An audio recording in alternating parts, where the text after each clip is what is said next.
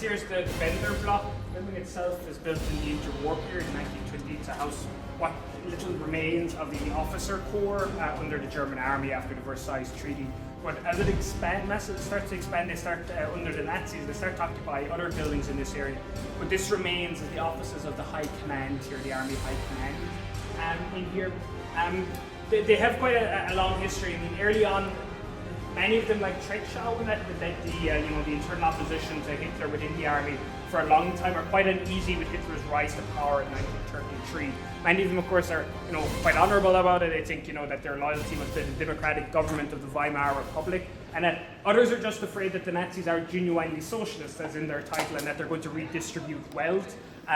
The army officers are mostly older nobility, quite wealthy, and that's quite afraid of socialism and communism, that wealth would be redistributed and they'd lose their land and privileges. And the other one was early on the brown shirts. So the Nazis, thugs and their hardmen, and that their leader Ernst Röhm actually wanted to incorporate the army into the structure of the Nazi party. And the army officers were completely opposed to that. They wanted to remain an independent organisation rather than being just part of the Nazi party under the control of Ernst Röhm.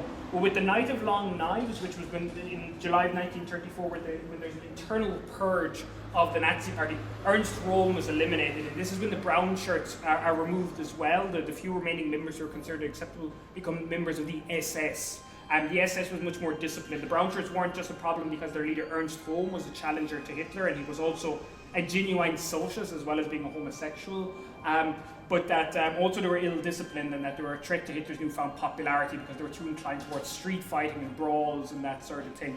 So they were replaced by the SS. And then also Hitler reassured the army that they would remain a separate organisation as well. And it's not all that long after all this happens in 1934 that Hitler actually made a speech here to the Army High Command where he uses that expression, the quite infamous one, Lebensraum, living room in the East, talking about that they would have a series of wars to gain territory. Well, to reclaim old territory they had lost. Many of these army officers would have been old Prussian nobility.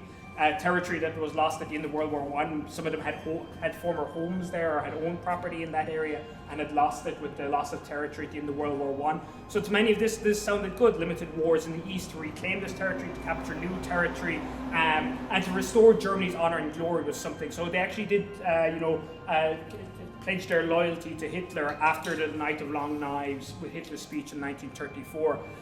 So there's this brief period in between then 1934 for 10 years and up until 1943 where the army don't really organise against Hitler. They kind of accept his rules, particularly when he's very successful early on with his invasion of France and the Low Countries, and that where the army officers know Hitler's too powerful to challenge him. It's only when the war starts to really go badly in 1943 that again there's this new life within the opposition groups to Hitler within the army, so Tretschau and his plotters. They made numerous attempts on his life. They tried all sorts of things like hiding a bomb in his plane that was hidden in a bottle of brandy on his plane. It failed to explode. They tried that suicide bomber back at the German History Museum, Gensdorf. There was even plans to have a soldier that when Hitler would inspect the new winter uniforms for the Eastern Front, that a soldier with a landmine strapped to his chest. So when Hitler stepped in front of me, basically bear hug Hitler and explode, killing Hitler and that.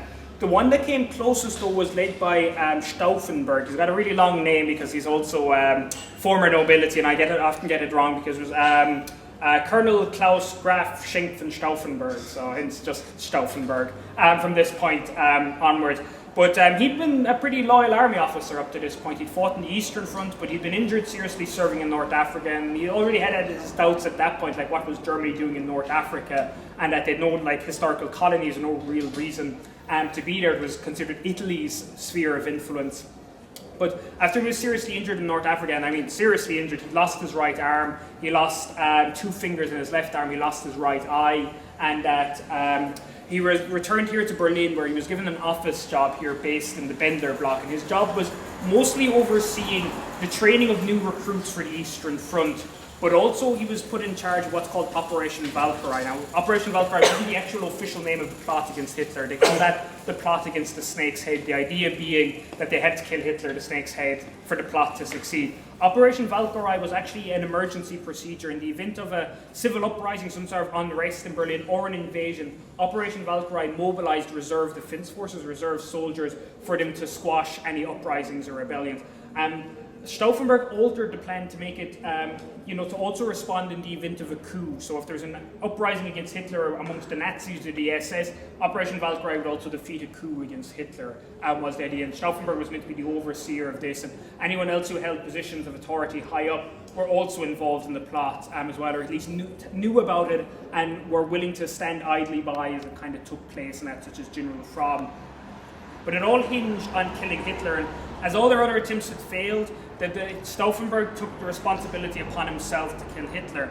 And Stauffenberg was, in some senses, he was ideal for it because he regularly attended meetings with Hitler. As the war started to go badly, Hitler's rarely spent time in Berlin. He disappeared very much from public life. That was a conscious decision by Joseph Goebbels, the propaganda minister, to distance Hitler, from the failings during the war and the defeats. And so Hitler spent most of his time at the Wolf's Lair, which is today in Poland, quite far east of Berlin, where he would have commanded the forces on the Eastern Front. So Stauffenberg regularly flew to meetings with Hitler on the Eastern Front, and this time he was taking 2 bombs with him, and he was going to hide the 2 of them in his briefcase, so a briefcase bomb, and he'd go into the meeting, he'd lay the bomb down next to Hitler. His assistant would knock on the door, giving him an excuse to leave, and he'd return here to Berlin, assuring that Hitler was dead. He'd return here to Berlin to oversee the coup in the Operation Valkyrie, as it was called. Things started to go wrong when, first of all, being the 20th of July, the weather was very nice. It was very warm weather. So rather than having the meeting in the underground bunker where they usually had it, they had it above ground in a wooden framed room, and all the windows were opened as well. The other one was, Stauffenberg wasn't the best choice to be an assassin. He was missing one hand. He only had 3 fingers on the other hand. He had only one eye, and that he only managed to arm one of the bombs before he was interrupted. He was using somebody else's office, and the guy knocked on the door saying the meeting's starting and that. So being interrupted, he just left the one bomb armed and didn't arm the second bomb. When he went into the meeting, it wasn't just Hitler, there was all the generals standing around this big oak table poring over maps, and he put the briefcase down next to Hitler and he left. Now, as he was leaving the Wolf's Lair, he saw the bomb detonate, and he just proceeded as normally, assumed Hitler is dead and that's it, and he returned here to Berlin, and he activated Operation Valkyrie. So those reserve soldiers are called up, and they're being sent out to round up high-ranking members of the SS, the Gestapo, the Nazi Party itself, and other government ministries and that sort of thing, and to secure Berlin. Things start to go wrong from quite early on. Word gets out that Hitler's actually survived. There's already the radio operator in the Wolf's Lair who'd been involved in the plot radioed back to the headquarters saying, Hitler's actually survived. And but Stauffenberg insists Hitler's dead. He saw the explosion and to proceed with the plan.